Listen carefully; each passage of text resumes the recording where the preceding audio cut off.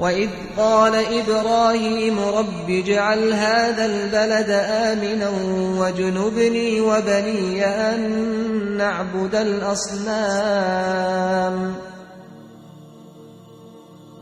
وإذ قال إبراهيم رب اجعل هذا البلد آمنا واجنبني وبني أن نعبد الأصنام.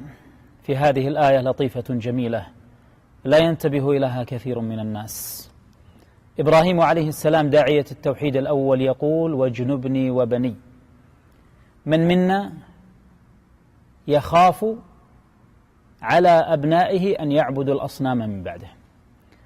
أنا أظن أن كثيرا من الآباء لم ينتبه لهذا، وربما هو يحتاط لأولاده في أمور كثيرة لكنه لا يتوقع أن أبناءه يمكن أن يعبدوا الأصنام أو أن يشركوا بالله.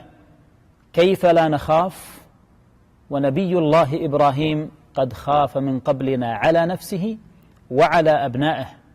هذا أمر يجب أن نضعه في الحسبان.